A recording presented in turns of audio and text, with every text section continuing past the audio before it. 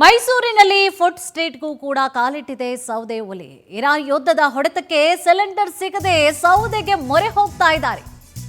ಮೈಸೂರಿನಲ್ಲಿ ನೋಡಿ ಫುಡ್ ಸ್ಟ್ರೀಟ್ಗೂ ಕೂಡ ಕಾಲಿಟ್ಟಿದೆ ಸೌದೆ ಒಲೆ. ಸಾಕಪ್ಪ ಇವೆಲ್ಲ ಬಿಟ್ಟಾಕಣ, ಇವೆಲ್ಲ ಬರೀ ಟೆನ್ಷನ್ ಕೆಲಸ ಅಂತ ಸೌದೆ ಒಲೆ ಮೊರೆ ಹೋಗ್ತಾ ಇದ್ದಾರೆ. ಇವತ್ತು ಬರುತ್ತೆ ನಾಳೆ ಬರುತ್ತೆ ಅಂತ ಕಾದು ಕಾದು ಸುಸ್ತಾಗಿ ಸೌದೆ ಒಲೆ ಮೊರೆ ಹೋಗಿದ್ದಾರೆ.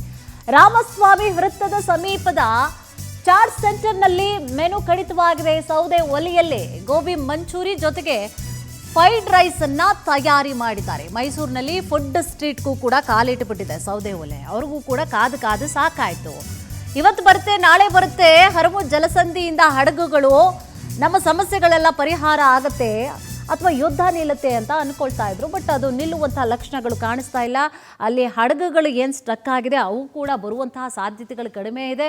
ಸೊ ಹಾಗಾಗಿ ಏನಾಗಿದೆ, ಅವರು ಕೂಡ ವೇಟ್ ಮಾಡ್ತಾ ಇದ್ರು, ಇವತ್ತು ಸರಿ ಹೋಗುತ್ತೆ ನಾಳೆ ಸರಿ ಹೋಗುತ್ತೆ ಅಂತ. ಅದು ಸರಿಯಾಗುವಂತಹ ಲಕ್ಷಣಗಳು ಕಾಣಿಸ್ತಾ ಇಲ್ಲ. ಆ ಒಂದು ಕಾರಣವಾಗಿ ನೋಡಿ ಸೌದೆ ಒಲೆಯಲ್ಲೇ ಅಡುಗೆ ಮಾಡಲಿಕ್ಕೆ ಶುರು ಮಾಡಿದ್ದಾರೆ. ಬಿಸ್ನೆಸ್ ಲಾಸ್ ಮಾಡ್ಕೋಬಾರ್ದು, ಕಾರ್ಮಿಕರಿಗೂ ಕೂಡ ಸಂಕಷ್ಟ ಆಗಬಾರ್ದು.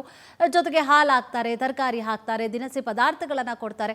ಅವ್ರ ಮೇಲೂ ಕೂಡ ಹೊಡೆತ ಆಗಿಬಿಡುತ್ತೆ. ಹೋಟೆಲ್ ಉದ್ಯಮ ಬಂದ್ ಆಗಿಬಿಟ್ರೆ ಒಂದು ಮಾತ್ರ ಅಲ್ಲ, ಅವರನ್ನು ನಂಬ್ಕೊಂಡಿರುವಂತಹ ಭಾಳಷ್ಟು ಉದ್ಯಮಗಳಿಗೂ ಕೂಡ ಹೊಡೆತ ಆಗುವಂತಹ ಕಾರಣಕ್ಕೋಸ್ಕರ ನೋಡಿ ಪರ್ಯಾಯವಾಗಿ ಸೌದೆ ಒಲೆ ಮೊರೆ ಹೋಗಿದ್ದಾರೆ. ಇದೇನು ಕೂಡ ಕಡಿಮೆ ವಿಚಾರ ಏನಲ್ಲ. ಸೌದೆ ಒಲೆ ಅಡುಗೆ ಹಬ್ಬ ಫಸ್ಟ್ ಕ್ಲಾಸ್ ಆಗಿರುತ್ತೆ.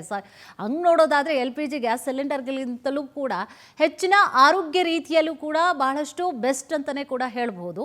ಜೊತೆಗೆ ಕಡಿಮೆ ಒಂದು ರೀತಿಯಾಗಿ ವೆಚ್ಚವನ್ನು ಕೂಡ ನೋಡೋದಾದರೆ ಒಂದು ಸ್ವಲ್ಪ ಟೈಮ್ ಜಾಸ್ತಿ ತೊಗೊಳ್ಬೋದು. ಗ್ಯಾಸ್ ಆದರೆ ಈಸಿ ಕೆಲಸ, ಅದು ಸೌದೆ ಒಲೆ ಅಂದರೆ ಒಂದು ಸ್ವಲ್ಪ ಕಷ್ಟ ಆಗಬಹುದು. ಆದರೆ ಆರೋಗ್ಯಕ್ಕೆ ಬಹಳಷ್ಟು ಬೆಸ್ಟ್ ಆಗಿರುವಂಥ ಒಲೆ ಇದು ಸೌದೆ ಒಲೆ.